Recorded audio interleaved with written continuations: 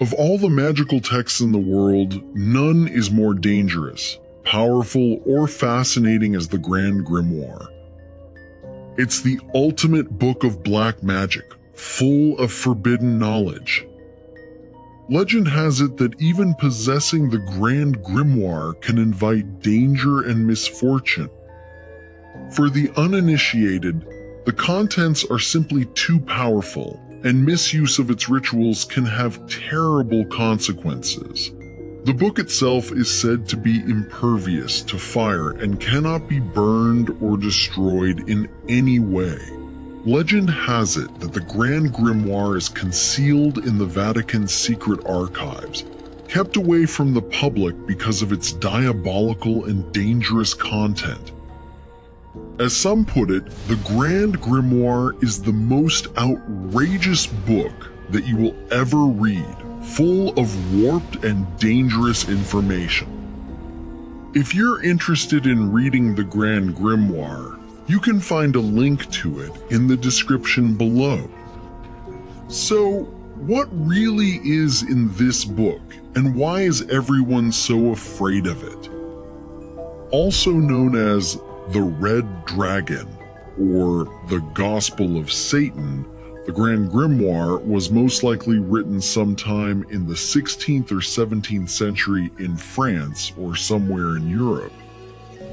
The original manuscript was reportedly discovered in Jerusalem, near the Tomb of Solomon, written in Hebrew and Aramaic. Some editions date the book to 1521, 1522, or 1421. This may have been a technique to make the text appear older and therefore more credible, but it might also indicate that the text was copied from an older source.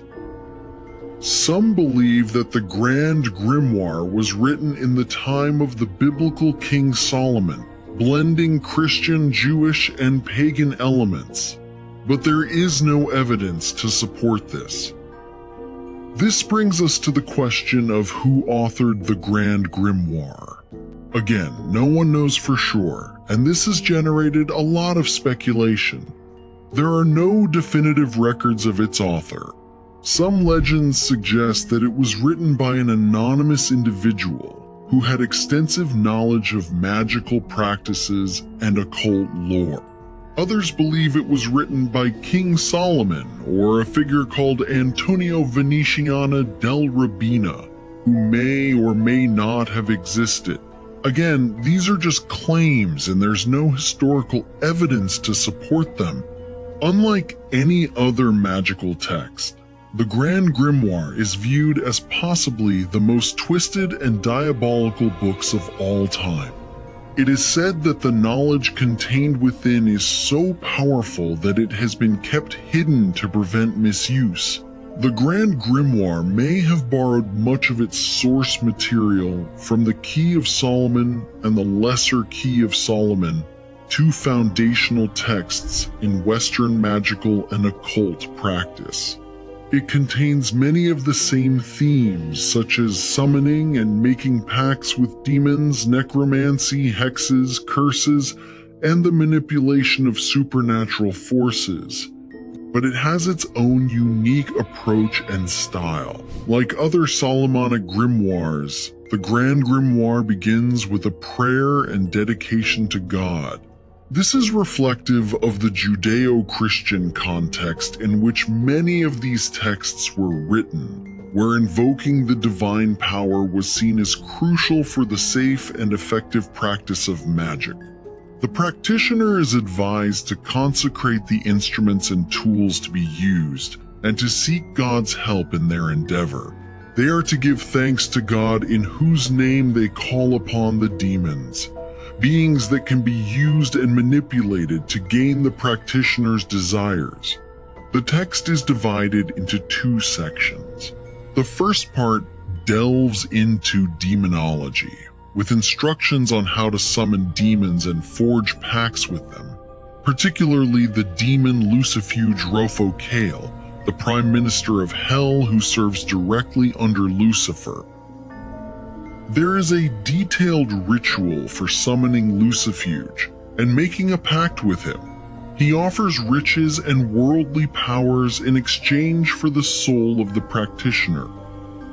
The practitioner must create a magical circle for protection, use specific incantations, and have the required sacrificial rituals on hand.